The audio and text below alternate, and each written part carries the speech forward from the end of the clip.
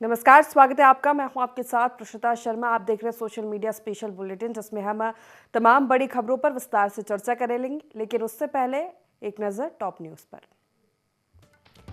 PM Modi ने दिल्ली को करोड़ों की सौगात दी है। आज सीएम डॉक्टर मोहन यादव ने जनता से अभयारण्यों में जाने की अपील की। सीएम योगी ने जनता दर्शन में लोगों की समस्याएं आज सुनी। सीएम पुष्कर सिंह धामी ने स्मृति मेले का शुभारंभ किया। उत्तराखंड में कवासी लखमा से ईडी की पूछताछ शराब घोटाले मामले में। कांग्रेस का जय बापू जय भीम जय संविधान अभियान आज से शुरू हो गया। पीलीभीत में जसपाल को पुलिस ने 3 दिन के रिमांड पर लिया है। पटना में बीपीएससी परीक्षा पर बवाल थमने का नाम नहीं ले रहा। यूनियन कार्बाइड के कचरे को लेकर विरोध अब भी जारी है। चीन में फिर से नए वायरस ने दस्तक दे दी। ये तमाम टॉप न्यूज है जिन पर आज हम विस्तार से चर्चा करने वाले हैं। शुरुआत करेंगे सबसे पहले जो प्रधानमंत्री नरेंद्र मोदी ने आज दिल्ली वासियों को बड़ी सौगात दी है। जी हां, दिल्ली में फरवरी में होने वाले विधानसभा चुनावों से पहले प्रधानमंत्री नरेंद्र मोदी राष्ट्रीय राजधानी को कई विकास योजनाओं की सौगात दी। इसी क्रम में प्रधानमंत्री ने अशोक विहार स्थित स्वाभिमान अपार्टमेंट में झुग्गी झोपड़ी पुनर्वास परियोजना के तहत 1675 लाभार्थियों को फ्लैट की चाबियां सौंपी और उनसे बातचीत भी की। जैसे ही लोगों ने फ्लैट की चाबी मिली, उनके चेहरे खिल उठे। प्रधानमंत्री मोदी ने अशोक विहार स्थित स्वाभिमान अपार्टमेंट में झुग्गी झोपड़ी पुनर्वास परियोजना के तहत लाभार्थियों को फ्लैट की चाबी आज सौंपी है। इस दौरान लाभार्थी बोले कि मोदी जी जो कहते हैं वो करते हैं। मोदी जी ने जहां झुग्गी वहीं मकान का वादा किया था और उन्होंने वादा पूरा किया है। लाभार्थियों ने मुस्कुराते हुए प्रधानमंत्री का धन्यवाद किया। साथ ही पीएम मोदी नजफगढ़ में वीर सावरकर कॉलेज की आधारशिला रखी। इस दौरान पीएम मोदी ने कहा कि 2025 में विकास की कई संभावनाएं हैं। अंतर्राष्ट्रीय छवि और सशक्त होगी। सबको पक्का घर देना हमारा उद्देश्य है। हम जल्द ही तीसरी बड़ी अर्थव्यवस्था होंगे। इमरजेंसी के दौरान मैं अशोक विहार में रहा। मैंने अपने लिए कभी घर नहीं बनाया, लेकिन मैं भी शीश महल बना सकता था। मैंने 4 करोड़ लोगों के लिए घर बनवाए हैं। तो आज दिल्ली वासियों को प्रधानमंत्री नरेंद्र मोदी ने बड़ी सौगात दी है। दरअसल विधानसभा के चुनाव होने वाले हैं दिल्ली में, और उससे पहले तमाम राजनीतिक दल दिल्ली वासियों के लिए अपना पिटारा खोल रहे हैं।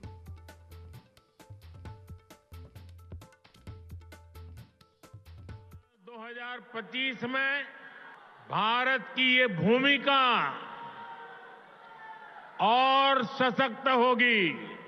ये वर्ष विश्व में भारत की अंतर्राष्ट्रीय छवि को और सशक्त करने का वर्ष होगा।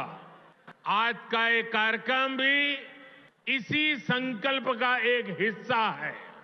आज जिन परियोजनाओं का शिलान्यास और लोकार्पण हुआ है, उनमें गरीबों के घर है, स्कूल और कॉलेज से जुड़े प्रोजेक्ट्स हैं।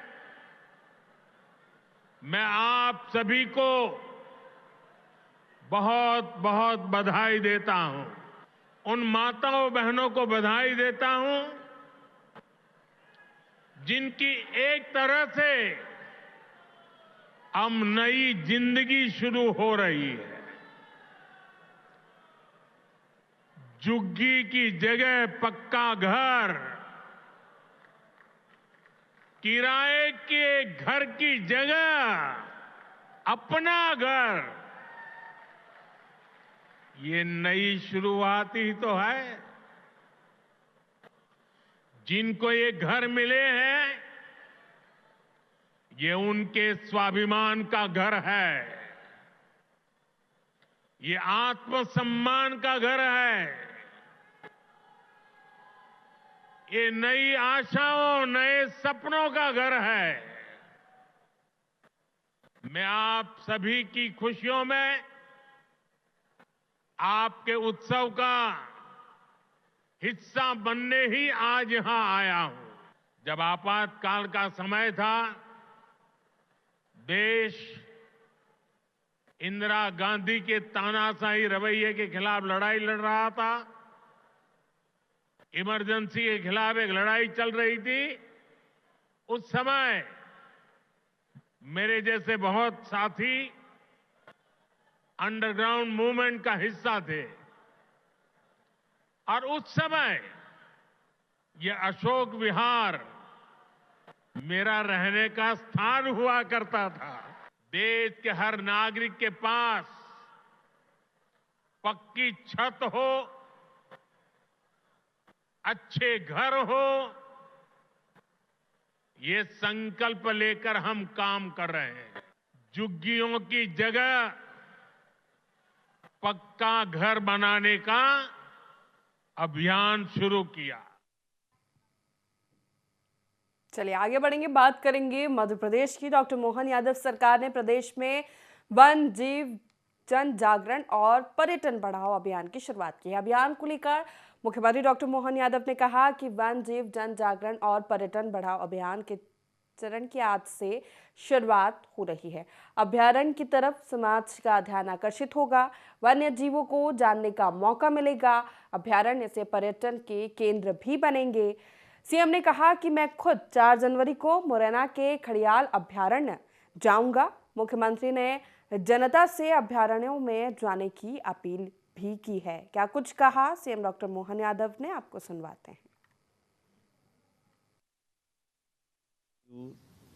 जन जागरण और पर्यटन बढ़ाओ अभियान के चरण की शुरुआत मध्य प्रदेश सरकार के द्वारा की जा रही है और मुझे इस बात का संतोष है कि ऐसे कई सारे हमारे अभयारण्य हैं जिन अभयारण्य पे समाज का ध्यान अभी जितना जाना चाहिए उसमें और गति बढ़ाने की आवश्यकता है। इससे हमारे प्रदेश के भी सभी प्रकार के जीवों को जानने समझने का हमको मौका भी मिलता है और ये नए पर्यटन के केंद्र भी बनते हैं। खास करके वन्यजीव पर्यटन के केंद्र के माध्यम से हमारी जूलॉजिकल एक इकोलॉजिकल जो एक परिस्थिति तंत्र है उसको समझने का मौका मिलता है और हमें गर्व करने का मौका भी मिलता है कि मध्य प्रदेश में वो सब भी है जिसको सबको जानना अच्छा लगेगा। मैं कल इस यात्रा में 4 जनवरी 2025 चंबल क्षेत्र में मुरैना जिले के घड़ियाल अभयारण्य की तरफ जाने वाला हूं, जहां हमारे वन विभाग के द्वारा घड़ियाल परियोजना प्रारंभ की गई, जिसके माध्यम से लुप्त प्राय घड़ियालों के लिए हमने अच्छा काम करते हुए देश के अंदर मध्य प्रदेश को सबसे अच्छे राज्यों में स्थापित कर लिया है, जहाँ घड़ियाल हमको न केवल उनकी संख्या भी बढ़ रही है बल्कि उनके अपनी आँखों के साथ अपने बीच उनकी ज़िंदगी के अच्छे गुमनाम लम्हे से भी हम परिचित हो सकते हैं। आइए हम सब मिलकर के अपने इस प्रदेश की ऐसी गौरवशाली विरासत को जानने का क्रम चालू करें। आप भी समय मिले तो जरूर मध्य प्रदेश के ऐसे हिस्सों में जरूर जाइए ताकि पर्यटन भी बढ़े, क्षेत्र के लोगों को लाभ भी मिले और मध्य प्रदेश को आप लेकर के आपकी जिज्ञासा का समाधान भी। मुख्यमंत्री योगी आदित्यनाथ 2 दिन के गोरखपुर दौरे पर रहे, जहां दूसरे दिन वे जनता दर्शन में गोरखनाथ मंदिर पहुंचे और लगभग 150 लोगों से मुलाकात कर उनकी समस्याएं सुनी। सीएम ने सभी की समस्याओं के तुरंत निस्तारण के निर्देश भी दिए हैं। सीएम ने सभी को आश्वस्त किया कि किसी के साथ नाइंसाफी नहीं होगी। इस दौरान उन्होंने अधिकारियों को हिदायत दी कि हर पीड़ित की समस्या पर तत्काल कार्रवाई होनी चाहिए। प्रतिकूल मौसम को देखते हुए इस बार जनता दर्शन का आयोजन मंदिर के महंत दिग्विजयनाथ स्मृति भवन के सभागार में किया गया। यहां कुर्सियों पर बैठाए गए लोगों तक मुख्यमंत्री खुद पहुंचे और एक एक फरियादी से मिले। मुख्यमंत्री ने गौशाला के कार्यकर्ताओं से सभी गोवंश के स्वास्थ्य और पोषण की भी जानकारी ली। इसी के साथ ठंड के मौसम में विशेष देखभाल के लिए जरूरी निर्देश भी उन्होंने इस दौरान दिए। तो गोरखपुर में सीएम योगी आदित्यनाथ ने जनता दर्शन लगाया, जो कि वो हर हफ्ते लगाते हैं, और इस दौरान उन्होंने 150 लोगों की समस्याएं सुनी। जनता की समस्याओं पर तुरंत कार्रवाई के अधिकारियों को निर्देश दिए। कड़ाके की ठंड में जनता दर्शन भवन के अंदर आयोजित किया गया। एक एक फरियादी से सीएम योगी आदित्यनाथ खुद मिलने पहुंचे, उनकी समस्याएं सुनी और अधिकारियों को साफ निर्देश दिए कि सभी के साथ इंसाफ किया जाएगा, सभी की समस्याओं का हल किया जाएगा।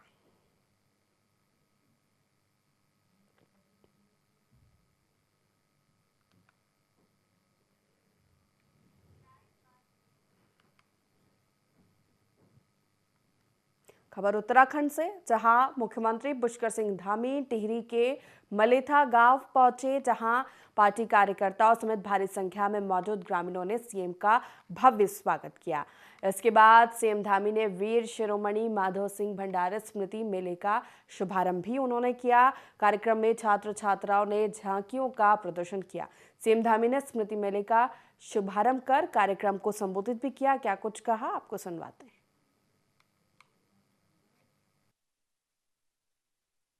आप सबने मेरा स्वागत किया, मैं भी दोनों हाथ जोड़कर सर झुकाकर आप सबको प्रणाम करता हूं।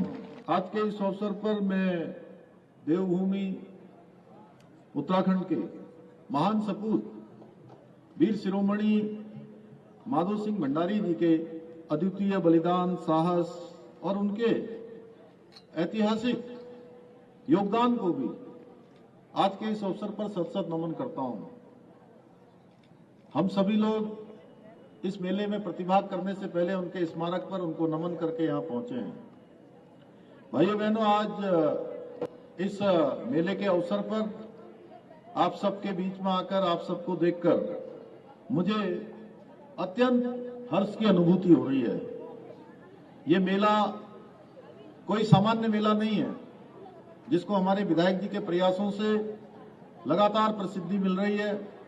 लगातार ये मेला अपना विस्तार रूप ले रहा है, बल्कि ये मेला हमारे वीर माधो सिंह भंडारी जी के अद्वितीय पराक्रम, उनके ऐतिहासिक नेतृत्व और उनकी वीरता को समर्पित एक विशिष्ट त्योहार है, एक उत्सव है। ये हमारी सांस्कृतिक धरोहर को जीवंत रखने का भी एक ऐसा प्रयास है जो हमें अपनी जड़ों से जोड़ने के साथ ही जो हमारी आने वाली पीढ़ियां हैं, हमारे बच्चे हैं, हमारे युवा हैं, नौजवान हैं, उन आने वाली पीढ़ियों को भी एक प्रेरणा देने का कार्य करेगा कि आखिर क्यों हम ऐसे वीर शिरोमणि को उनका स्मरण करते हैं, उनके नाम का मेला लगाते हैं। खबर छत्तीसगढ़ से, जहां पूर्व आबकारी मंत्री कवासी लखमा से ईडी के अफसर पूछताछ कर रहे हैं। आज उनको पूछताछ के लिए बुलाया गया। लखमा के बेटे हरीश कवासी और उनके तत्कालीन ओएसडी रहे जयंत देवांगन से भी पूछताछ चल रही है। शराब घोटाला मामले में निदेशालय को कवासी के खिलाफ सबूत मिले हैं। प्रवर्तन निदेशालय का दावा है कि कवासी अवैध शराब बिक्री पर कमीशन लिया करते थे। इस मामले में उन्हें नोटिस देकर पूछताछ के लिए बुलाया गया था। कवासी लखमा प्रवर्तन निदेशालय के दफ्तर पहुंचे हैं। सभी को राम राम कहते हुए वे लिफ्ट से ईडी के दफ्तर में दाखिल हुए। बता दें कि 28 दिसंबर 2024 को ईडी ने पूर्व आबकारी मंत्री कवासी लखमा, उनके बेटे हरीश कवासी के घर छापा मारा था। टीम रायपुर के धर्मपुरा स्थित कवासी लखमा के बंगले पहुंची थी। पूर्व मंत्री की कार को घर से बाहर निकालकर तलाशी ली गई। साथ ही कवासी के करीबी सुशील ओझा के चौबे कॉलोनी स्थित घर और सुकमा जिले में लखमा के बेटे हरीश लखमा और नगर पालिका अध्यक्ष राजू साहू के घर पर भी दबिश दी गई।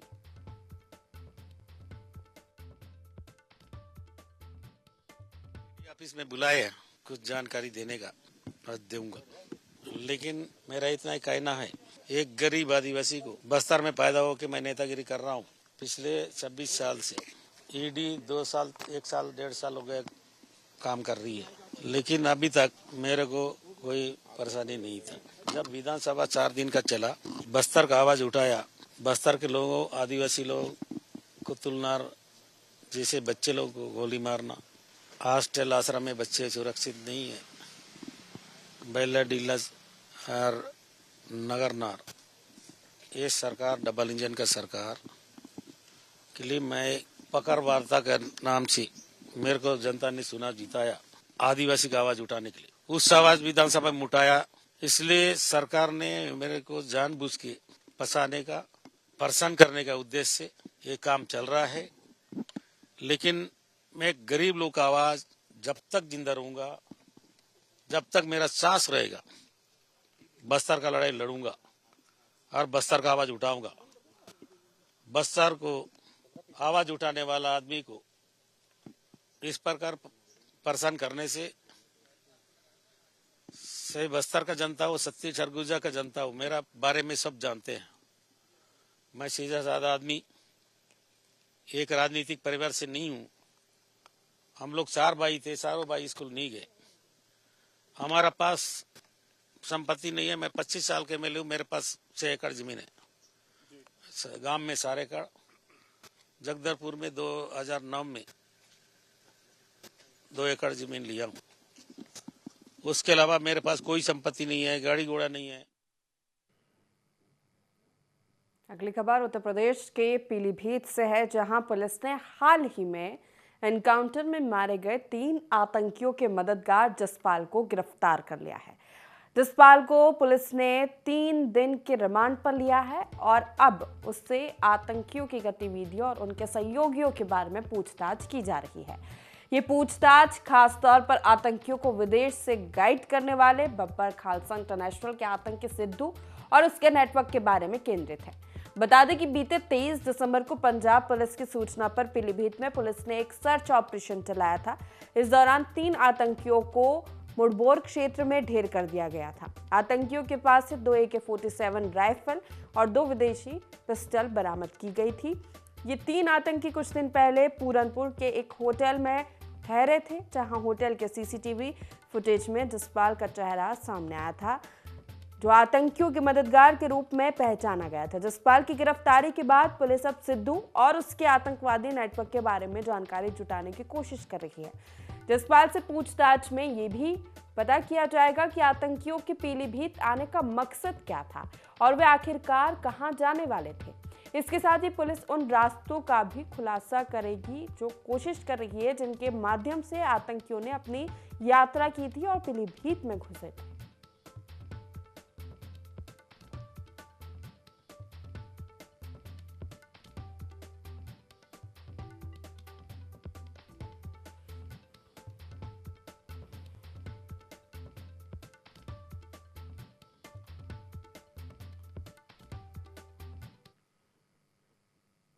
खबर बिहार से। परीक्षा की गड़बड़ी पर जो बवाल शुरू हुआ छात्रों का, वो थमने का नाम नहीं ले रहा है। बिहार की राजधानी पटना में BPSC कैंडिडेट्स ने धरना दिया तो तमाम राजनीतिक दल भी उनके समर्थन में उतर पड़े हैं। कैंडिडेट्स की मांग है कि 17वीं प्रारंभिक परीक्षा रद्द की जाए। इसके अलावा लाठीचार्ज के दोषियों को सजा देने और मृतक BPSC छात्र सोनू को 5 करोड़ रुपए की मुआवजा देने की मांग छात्र कर रहे हैं। कैंडिडेट्स के समर्थन में पप्पू यादव ने बिहार बंद बुलाया। जनसुराज पार्टी के संस्थापक प्रशांत किशोर कैंडिडेट्स के समर्थन में आमरण अनशन पर बैठे हैं। इंडिया अलायंस के छात्र संगठन NSUI, AISA, AISF और RJD ने भी CM हाउस का घेराव किया है। राजद नेता और विपक्ष के लीडर तेजस्वी यादव ने भी छात्रों को समर्थन दिया है। पप्पू यादव और उनके समर्थकों ने पैसेंजर ट्रेनें रोकी है। पप्पू यादव भी सचिवालय हॉल्ट रेलवे स्टेशन पहुंचे। यहां एक और ट्रेन को रोका गया। पुलिस ने सभी को ट्रैक से हटा दिया है। कार्यकर्ताओं ने मधेपुरा में पैसेंजर ट्रेन को रोका है। बिहार के 12 जिलों सासाराम, सुपौल, किशनगंज, मधेपुरा, पटना, सहरसा, पूर्णिया, लखीसराय, औरंगाबाद, भागलपुर, आरा और अररिया में नेशनल और स्टेट हाईवे को पप्पू यादव के कार्यकर्ताओं ने जाम किया। तो पटना में BPSC परीक्षा पर बवाल अब पूरे बिहार में मच चुका है। CM हाउस में छात्रों का हल्ला बोल तो अलग अलग राजनीतिक दलों का भी अब इन छात्रों को समर्थन मिल रहा है। लाठीचार्ज को लेकर कार्रवाई की मांग कर रहे हैं।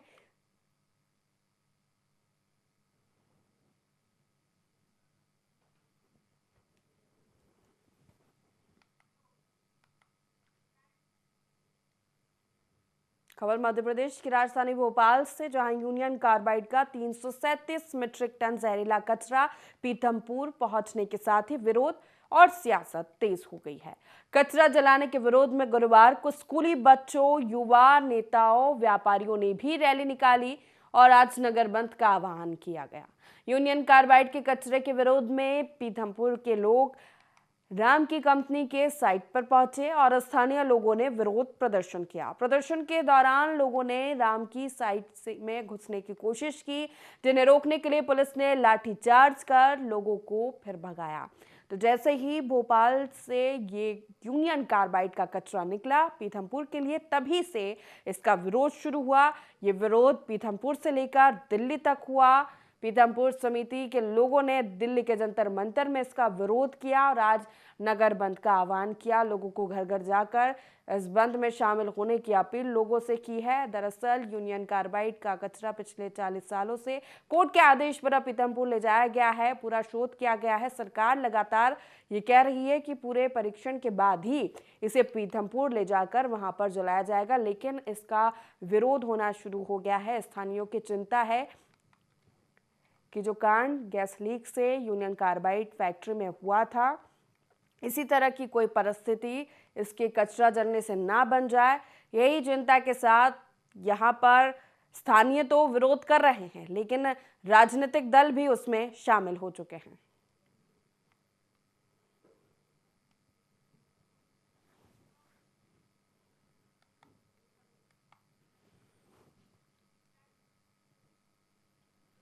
आज से कांग्रेस का जय बापू जय भीम जय संविधान अभियान देश भर में शुरू होने वाला है। अभियान का समापन 26 जनवरी को डॉक्टर भीमराव अंबेडकर की जन्मस्थली मध्य प्रदेश के महू में होगा। साल 1924 में हुए कांग्रेस के बेलगावी अधिवेशन के 100 साल पूरे होने पर 26 और 27 दिसंबर को पार्टी ने विशेष अधिवेशन रखा था। इस अभियान को भी 27 दिसंबर से ही शुरू होना था। इसी के साथ तय तारीख पर अधिवेशन शुरू हो गया था। वहीं पूर्व प्रधानमंत्री डॉक्टर मनमोहन सिंह के निधन के बाद शाम को अधिवेशन रद्द कर दिया गया था। साथ ही अभियान की तारीख भी आगे बढ़ा दी गई थी। अभियान के बारे में कांग्रेस महासचिव जयराम रमेश ने बताया था कि महात्मा गांधी की विरासत और संविधान को बचाने के लिए हर ब्लॉक, जिले और राज्य में रैलियां की जाएंगी। वहीं बीजेपी के आईटी सेल के हेड अमित मालवीय ने सोशल मीडिया प्लेटफॉर्म एक्स पर गलत नक्शे की तस्वीर पोस्ट करते हुए लिखा कि कांग्रेस ने अपने सभी होर्डिंग्स पर भारत का बिगड़ा हुआ नक्शा लगाया। साथ ही सोनिया गांधी, राहुल गांधी और प्रियंका वाड्रा सहित अन्य की तस्वीरें भी लगाई गई हैं, जिसमें कश्मीर को पाकिस्तान का हिस्सा दिखाया गया है। तो आज से कांग्रेस का जय बापू जय भीम जय संविधान अभियान शुरू।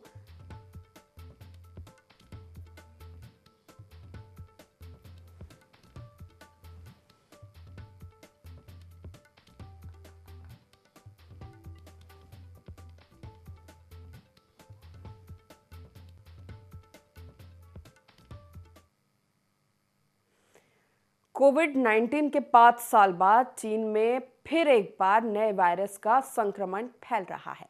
इसके लक्षण भी कोरोना वायरस की तरह ही हैं।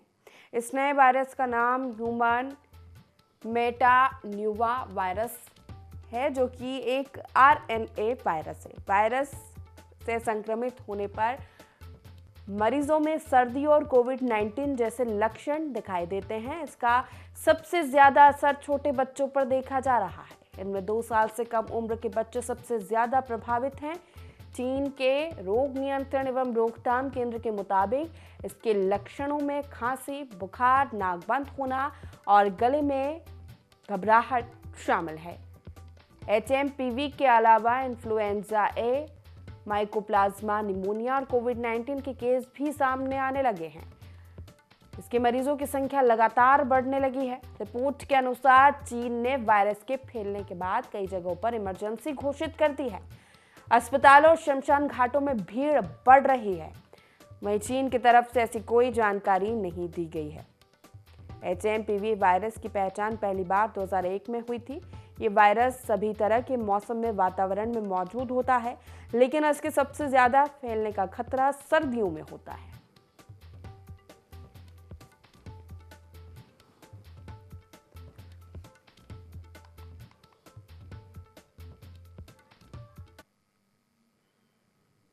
ये खबर बॉलीवुड जगत से जुड़ी हुई। कवि कुमार विश्वास आए दिन अपने बयानों को लेकर सुर्खियों में बने रहते हैं।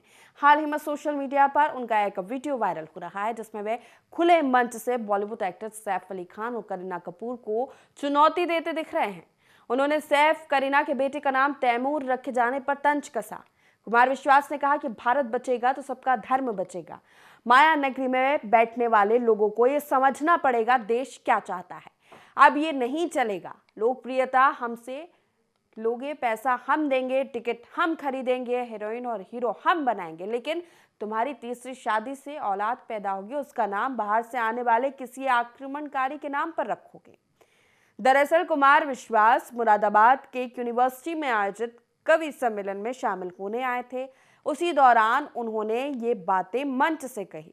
उन्होंने आगे कहा कि कान खोल कर सुन लो, अगर इसे तुम हीरो बनाओगे तो इसे खलनायक तक नहीं बनने देंगे हिंदुस्तान के लोग।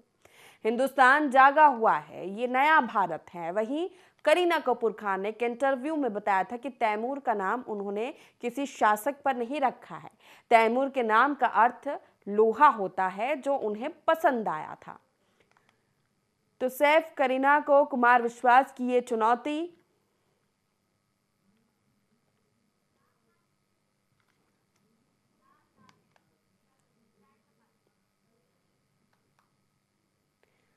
नाग नागिन के अटूट प्रेम पर आपने फिल्में देखी होंगी, लेकिन अब हम आपको जो खबर दिखाने जा रहे हैं वो फिल्मी नहीं, हकीकत है, जिसमें नाग की मौत के बाद नागिन घंटों तक उसके पास बैठी रही। घटना शिवपुरी के करेरा इलाके के छीथरी गांव की है, जहां जेसीबी से मिट्टी की खुदाई करते वक्त एक नाग नागिन का जोड़ा निकला, जो मशीन से चोटिल हो गया। उसके बाद नाग की मौके पर ही मौत हो गई। वहीं नागिन नाग के पास फन फैलाए घंटों तक बैठी रही। नाग की मौत के बाद नागिन नाग के शव के पास बैठकर शोक मनाती रही। तस्वीरें भी आपको टीवी स्क्रीन पर दिखा रहे हैं, जैसे देखने ग्रामीणों की भी भीड़ इकट्ठा हो गई। वहीं नागिन नाग के शव के पास लगभग करीब 1 घंटे बैठी रही। नाग नागिन का जोड़ा लगभग 25 साल पुराना है। इसके बाद मौके पर सर्पमित्र को बुलाया गया, जहां पर सर्पमित्र ने नागिन को पकड़कर जंगल में छोड़ा। दर्शकों ने इस पूरी घटना को अपने मोबाइल के कैमरे में कैद किया और अब इसका ये वीडियो सोशल मीडिया पर जमकर वायरल हो रहा है।